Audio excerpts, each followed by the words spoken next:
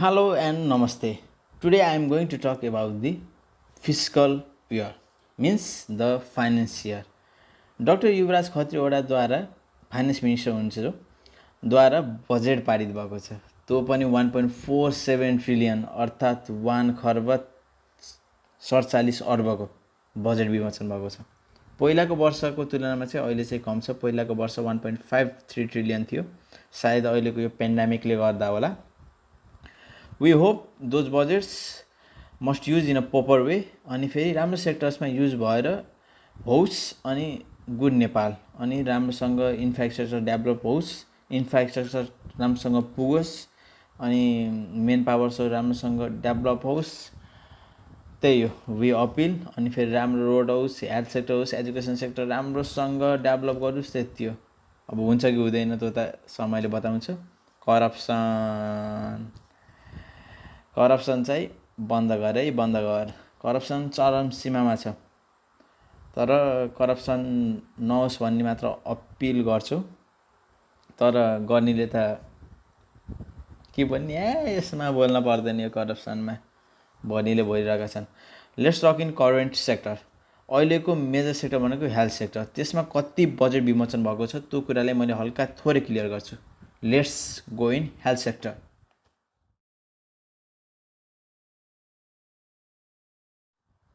Health budget अहिलेको वर्ष यो फिस्कल इयरमा हेल्थ बजेटको लागि 90 अर्ब 69 करोड छुट्टाएको छ है।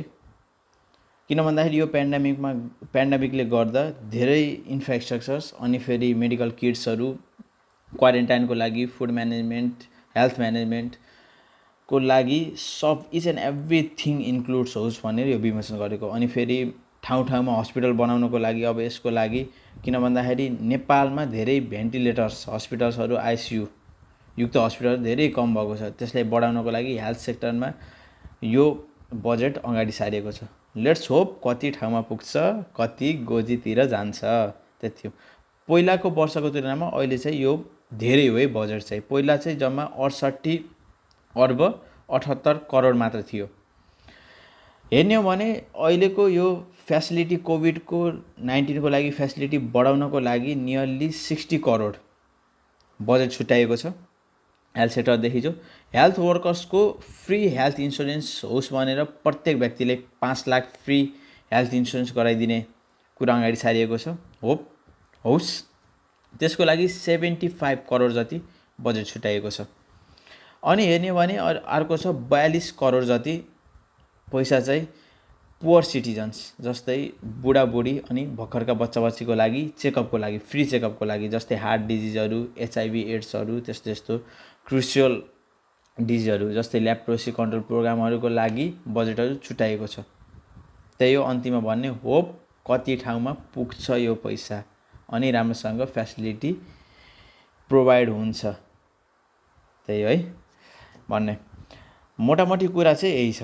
अब हेरौँ कति प्रोपर वेमा डेभलप हुन्छ। किन भन्दाखेरि हाम्रो पुरानो वर्षको तुलना गर्ने हो भने हेल्थ सेक्टर धेरै खस्केको छ। किन भन्दाखेरि राम्रो डक्टर्सहरू हुनुहुन्छ ठाउँमा, तर हेल्थ सेक्टर प्रोपर म्यानेजमेन्ट छैन, ठाउँमा छैन। विकट ठाउँहरूमा हेल्थ फेसिलिटिजहरू एकदम ल्याग भइरहेको छ। त्यहाँ हस्पिटल छैन। लेट्स सी कतिको फरक पर्ने हो यो बजेटले। बाटोघाटो राम्रो छैन। बाटोघाटो कतिको राम्रो बन्ने, कतिको क्वान्टिटी चाहिए होइन, क्वालिटी कतिको हुने भाइ। अनि फेरि अर्को कुरा छ ट्याक्स त कुरै नगर। युवराजजी ट्याक्स धेरै बढाउनु भयो। अरू कुरामा ट्याक्स भन्दिनँ। किन भन्दाखेरि यो एजुकेसन सेक्टरमा ट्याक्स धेरै बढेको पाइएको छ है। मान्छेले अब घरमा बसेर पढ्दा यताउति गर्दा नि ट्याक्स तिर्ने पर्ने अवस्था आउन सक्छ। अरू यताउति फ्याक्ट्रिजहरू यताउति चक्लेटहरूको ट्याक्सहरू घटेको छ, आउँछ नि नाफा। तर यो एजुकेसन सेक्टरमा त कसरी आओस्, त्यही भएर बढाइरहेका छन्। सोच्नुहोस् सर, सोच्नुहोस् पढ्नु भएको छ होला। अर्को वर्ष विमोचन गर्दा यस्तो नहोस्। होप ट्याक्स फ्री होस् यस्तो एजुकेसन सेक्टरको लागि। महेन्द्र श्रेष्ठ भन्ने एउटा सर हुनुहुन्छ।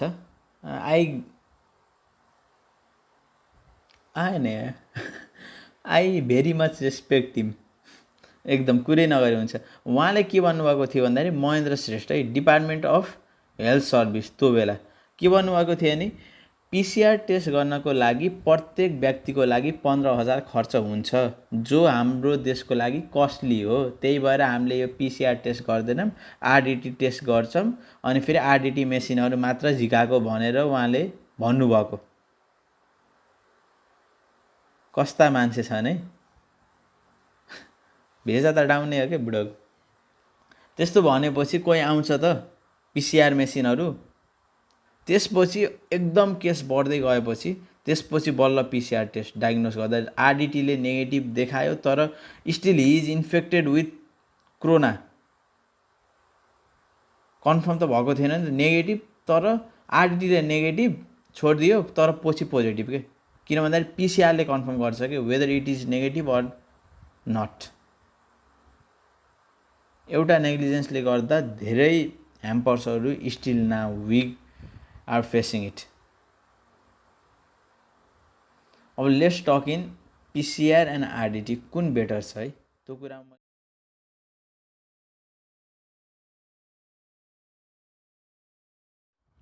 आरडिटी ऱ्यापिड डायग्नोस्टिक टेस्ट जसले प्रेजेन्स अफ एन्टिजेनलाई डिटेक्ट गर्छ।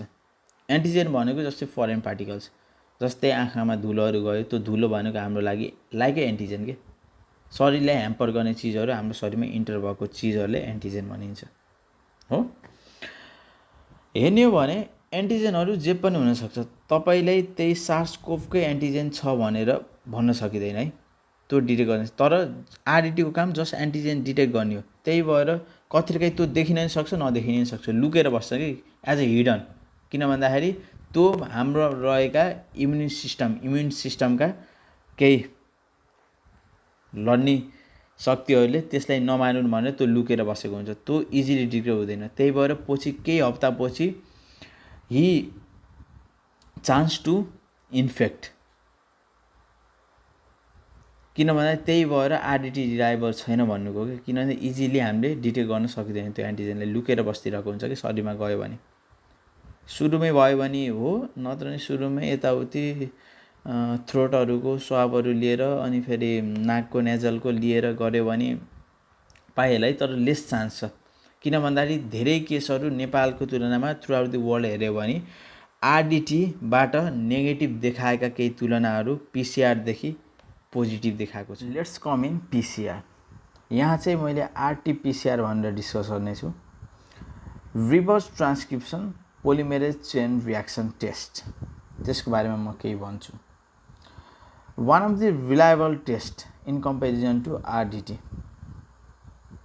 पिसिआर टेस्ट गर्नको लागि पहिला स्याम्पल लिइन्छ, जुन भाइरसको स्याम्पल, जस्तै थ्रोटबाट स्वाबहरू लिइन्छ अनि स्पुटमहरू खकारहरू नेजलदेखि स्वाबहरू यिनी लिएर स्याम्पल लियो। त्यसमा केमिकल्स राखिन्छ, एउटा केमिकल्स राखिन्छ, त्यो केमिकल्सले मेजर के गर्छ, आरएनए, भाइरसमा चाहिँ मेनली आरएनए हुन्छ, त्यो एक्सट्र्याक्ट गर्छ। त्यसपछि के राखिन्छ, आरटी भन्छ। आरटीको काम भनेको रिभर्स ट्रान्सक्रिप्सन, जसले आरएनएलाई डिएनएमा कन्भर्ट गरिदिन्छ। त्यसपछि पिसिआर भन्ने चिज एड गरिन्छ वा पोलिमेरेज। पोलिमेरेज एड गरेपछि त्यो डिएनए रिप्लिकेट हुन थाल्छ वा एम्प्लिफाइड हुन थाल्छ, त्यसको कपी बनाउँछ के, फोटोकपी जस्तै कपी बनाउँछ। त्यस्तो केस देखियो भने इट डिटेक्ट्स दि भाइरस, त्यो भाइरस हो भने सार्स-कोभको भाइरस हो भने त्यसरी डिटेक्ट गरिन्छ। पिसिआर डाइरेक्टली डिटेक्ट्स दि जिनलाई डाइरेक्टली डिटेक्ट गरेको पाइन्छ। त्योभन्दा एडभान्स टेस्टहरू पनि छन्, जस्तै isothermal nucleic acid amplification test भनिन्छ, त्यो कस्टली छ, just 1 sample at a time गर्छ, पर मेसिनमा 1 स्याम्पल एट अ टाइम गर्छ, एकदम फास्ट नै छ तर हल्का कस्टली छ, त्यो एकदम इफेक्टिभ छ यो पिसिआर भन्दा नि। तर नेपाल कन्डिसन सबैलाई करप्सनमै बिजी छन्, मेसिनहरू ल्याउन सक्दैनन्, एकदम वर्स छ कि कन्डिसन, खल्ती भन्न बाहेक केही छैन, वर्स, सेमलेस एक्टर। आरडिटीमै केही कुरा जोड्न गएँ म, एन्टिबडिजको कुरा, एगेन्स्ट द एन्टिजेन। एन्टिजेनको कुरा मैले बताइसकेँ। एन्टिबडी भनेको लड्ने क्षमता जुन शरीरले वृद्धि गर्छ। दुईवटा छन् एन्टिबडी, दुईवटा, आइजिएम र आइजिजी, जसलाई इम्युनोग्लोबिन एम र इम्युनोग्लोबिन जी भन्छ। इम्युनोग्लोबिन भनेको इम्युन सिस्टम है, त्यही लड्ने क्षमता, त्यसैको नाममा छ। आइजिएम चाँडै सेक्रेट हुन्छ, जो नियरली विदिन विक्समा सेक्रेट हुनसक्छ शरीरले थाहा पायो भने, तर आइजिजी चाहिँ पछि हुन्छ, 2 to 3 विक्स आफ्टर हुनसक्छ। त्यही भएर आरडिटी टेस्ट गर्दा पछि डिटेक्ट हुने चान्स हुनसक्छ क्या, आरडिटी पछि। त्यही भएर पिसिआरले 100% फ्याक्ट रिजल्ट निकालिदिन सक्छ भन्ने, किनभने जिनै डिटेक्ट हुने, स्टिल त्यहाँ एन्टिजेन छ भने त डिटेक्ट भइहाल्यो नि त। अनि थ्रु आउट दि वर्ल्ड अनि नेपालको कन्टेक्स्टमा हेर्ने भने हामीले बाइन्डिङ एन्टिबडिज, जसले एन्टिजेनलाई घेरेर बसिरहेको हुन्छ नि, त्यसलाई मात्र टेस्ट गरेको छ। अनि अर्को हुन्छ न्युट्रलाइजिङ एन्टिबडी, त्यसको टेस्ट भएको हुँदैन। न्युट्रलाइजिङ एन्टिबडी भनेको ध्वस्त पारिदिने कि एन्टिजेनलाई, खतम है। अब त्यो भाइरस शरीरमा छिर्ने नाम लिने छैन कि, आए पनि ध्वस्त भएर जानेछ, त्यसको टेस्ट अहिलेसम्म भएको छैन। त्यही भएर डब्ल्युएचओले के भनेको छ भन्दाखेरि, फर्स्टली इन्फेक्ट भएको पर्सन सेकेन्डली हुन नि सक्छ नहुन सक्छ। इफ त्यसले न्युट्रलाइजिङ एन्टिबडी प्रिपेयर गरेको छ भने हुँदैन, इफ बाइन्डिङ एन्टिबडिज प्रिपेयर गरेको छ भने surely he gone again infect. Here is one chart which distinguish the PCR and RDT test, कुन रिलायबल छ भनेर है। त्यो मैले यहाँ चार्ट देखाएको छु।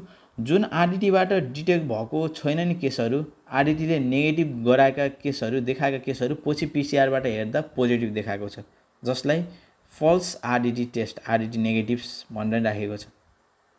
हो त्यस्तै हुन्छ भनेर पिसिआर टेस्ट बेस्ड हुन्छ भनेर पिसिआर टेस्ट लागू गर्नु पर्यो भनेको हो क्या। सरकारसँग अपिल नै त्यही हो। प्रोटेस्टहरू जुन बालुवाटारमा भयो, थ्रु आउट दि कन्ट्री भइरहेको छ नि, त्यही हो। पिसिआर टेस्ट रिलायबल होस् के, पिसिआर टेस्ट लागू गर सरकार। लाइफ त पछि पाइँदैन, यो पैसा कहाँ फाल्ने हो र कहाँ फाल्ने हो, जनतासँगै लिएको होइन, ट्याक्स वसुलेको होइन, जनतालाई सेवा दिने भनेर होइन। केपी ओलीजी अनि केपी ओलीजीको सरकार, होल सरकारले सुनिरहेको छ भने मेरो मेरो मेरो फेस याद गर्नुहोस्, मैले गाली गरिरहेको छु है, बुझ्नुभयो? हल्का कन्सियस हुनुहोस् के छ होइन। नेपालको इम्युन सिस्टम राम्रो छ, आई नो, डिटेक्ट गर्छ, अनि फेरि स्ट्रङली हेल्दी छ, डिजिज इजिली इन्फेक्ट हुँदैन। तर रिस्क त लिन सकिँदैन नि यार, रिस्क लिन सकिन्छ त बुढो। हजुरले त किडनी फेल्नु भएको थियो नि, अक्कल बुझाउनु न, नभएको भए कारण थियो, तिनी दुईवटा अन्य एउटा छ, जस्तै हुन्थ्यो नि त हजुरको कार्यकाल त। पिपिजीसँग बस्नु पर्थ्यो हजुर नि, उही माथि बिपी काङ्ग्रेस एमाले talk talk talk. Here are the some clips, जुन थोरै बालुवाटारको प्रोटेस्टको क्लिप्सहरू के कस्तो भएको थियो, अनि फेरि नेपाल आर्मीले तिनलाई त्यहाँदेखि हल्का घर पठाउने कोसिस गरेको थियो, तर नियन्त्रण गर्न हम्मे भइदिएको थियो परिस्थिति। तर एउटा हिसाबले हेर्ने हो भने जुन प्रोटेस्ट पहिला इफेक्टिभ थियो, सोसल डिस्टेन्सिङ मेन्टेन भन्ने मोटो थियो, पछाडि के भयो हल्का पोलिटिक्स लिडरहरू अनि त्यही त हो, अपोजिसनहरूले हल्का बिथोल दियो, आई होप है। त्यही भएर सोसल डिस्टेन्स मेन्टेन भएन, अनि फेरि चान्स त हुन्छ नि त, सोसल डिस्टेन्स मेन्टेन भएन नि हाई रिस्क अफ इन्फेक्सन। त्यही भएर पुलिसले त्यस्तो एक्सन लिएको थियो।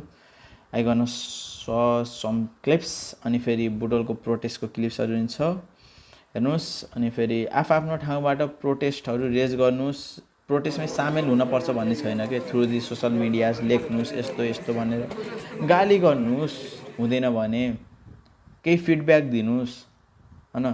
त्यही भएर केही राम्रोको लागि त केही गर्न पर्यो नि त, देश त हाम्रो हो नि, देश हाम्रो। क्या बोलु। त्यसपछि चाहिँ म यो लकडाउनले गर्दा मेन्टल्ली यहाँ कतिको असर परेको छ, त्यसपछि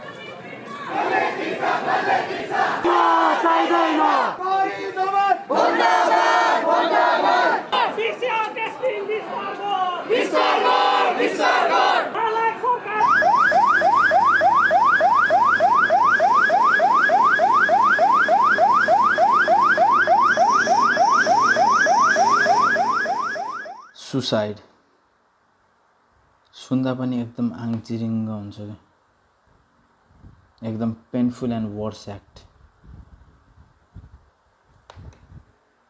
यसमा अति प्रेसर भयो नि मान्छेको, केही लागेन, केही भएन भने एकदम एकदम अन्तिम स्टेज हो कि यो भनेको।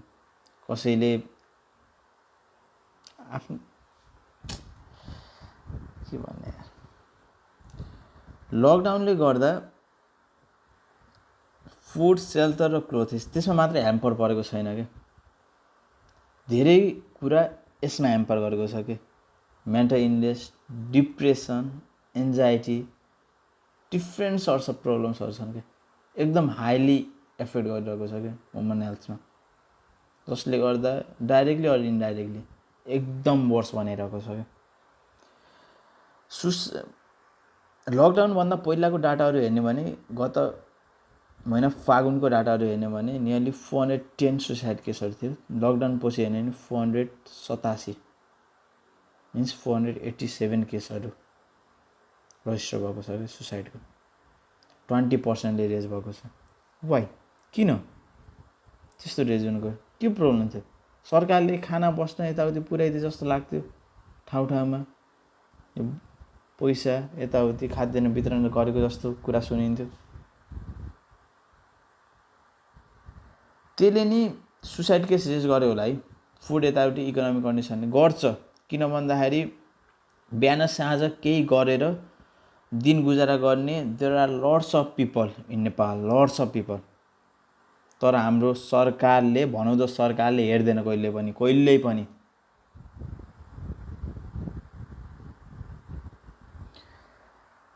एउटा साइकाट्रिक डाक्टर पन भन्ने छन्, ट्युका associate professor. The government must think before it's too late. Government must think before it's too late. बुझ्नुभयो मिनिङ? एकदम वर्स हुनभन्दा पहिला सोचौँ। केले गर्दा? Lockdown is not a proper solution of the कोभिड-19 के हो। न्युजिल्यान्डको प्राइम मिनिस्टरबाट केही डिसिसन सिक्न पर्छ। जेसिन्डा एड्रेनबाट, one of the lady prime minister, जसले स्ट्रिक्ट क्वारेन्टाइन जुन नेपालमा त फलो भएकै छैन, एकदम वर्सै छ। नभएको नै होइन, भएको छ ठाउँ ठाउँमा एकदम वर्स। ट्राभल रेस्ट्रिक्सन्सहरू, वाइड स्प्रेड टेस्टिङ, त्यो त के कम्पेयर गर्ने हो र? टेस्टिङ भएको छ, नभएको होइन। जुन टेस्ट भयो धेरै आरडिटी, जुन वर्थ छैन के। पिसिआर टेस्ट खै, किटै कम छ। जुन धेरै चाहिने त्यही छैन। फाइनेन्सियल्ली महँगो छ भनेर ब्लेम गरिदिने, कुराहरू उठाइदिने, के हो पारा? लकडाउनले गर्दा मान्छे भित्रभित्र मरिरहेको छ कि, भित्रभित्र मरिरहेको छ। यहाँ प्रेसर भइरहेको छ, त्यसपछि यो जान्छ। प्लिज सरकार, थिङ्क इन टाइम प्लिज। मान्छेलाई इन्टरटेनमेन्ट भन्ने कुरा छैन। किन भन्दाखेरि कति मान्छेहरू बाहिर घुमफिर यताउति गर्ने हुन्छ, कति बाहिरको परिवेशमा डुलेको हुन्छ, त्यसलाई त भित्र बस्दा त एकदम वर्षै हुन्छ नि त। अनि एउटा के भन्न चाहन्छु भन्दाखेरि, please don't think about this suicide. Mentally depress हुनुहुन्छ भने हेल्थ एक्टिभिटीहरू कन्सियस गराउनुहोस्, योगाहरू गर्नुहोस्, व्यायामहरू गर्नुहोस्, आफूले एकदम एक्टिभ राख्नुहोस्, अनि त्यस्तो एक्टमा बिजी नगराउनुहोस्। अनि एउटा अर्को कुरा मैले प्रत्येक नेपालीलाई उजागर गर्न चाहन्छु, जुन प्रोटेस्टहरू भयो त्यहाँ सोसल डिस्टेन्सहरू मेन्टेन गर्ने भनेर म्याक्सिमम पिपलले रेज गर्नुभयो, भएको पनि थियो, तर कति भनौँदाहरूमा व्यक्तिहरूले त्यसलाई तोडेका पनि छन्। त्यसले गर्दा Nepal army took that decision त्यहाँदेखि हटाउनको लागि। हामी मार्केटहरूमा हिँड्दा पनि सोसल डिस्टेन्स मेन्टेन भएको छैन। Please maintain. लकडाउन खोले पनि सोसल डिस्टेन्स मेन्टेन भएन भने इट्स गन वर्स। एकदम वर्स हुन्छ। टेस्ट त्यति उपलब्ध छैन, राम्रोसँग फेसिलिटेड हस्पिटलहरू छैन, भेन्टिलेटर हस्पिटलहरू एकदम ल्याकिङ छ नेपालमा। किन भन्दाखेरि होम क्वारेन्टाइनमै बस्नुपर्छ, होम आइसोलेसन गर्नुपर्छ एकदम वर्स भयो भने। केसहरू दिन प्रतिदिन एकदम बढ्दो क्रममा छ। Please stay safe, stay healthy, stay in proper way. आफूलाई लकडाउन राखेको भन्ने महसुस गर्नु के, मास्कहरू प्रयोग गर्नु, राम्रोसँग सेनिटाइज हुनुहोस्, बाहिरबाट गएर आएपछि हातसात धुनुहोस्, भिडभाडमा नजानुहोस्। आफूले हो कि थिङ्क गर्ने। पल्लो व्यक्तिले त के गर्छ, यस्तो पुरा ब्लेम मात्र हो क्या, ब्लेम एकदम। प्लिज डोन्ट स्कोल्ड एनीवन के, त्यो सबैभन्दा वर्स हो। Stay safe, stay healthy everyone. Nepal army, social workers, एकदम police who sacrifice their time in this pandemic, salute them, salute. जय Nepal. Please stay safe, stay healthy. राम्रो लाग्छ भने भिडियो सेयर गरिदिनु, सब्सक्राइब गरिदिनु channel, hit the bell icon, please share, please stay safe. Nothing, अरू केही पनि छैन।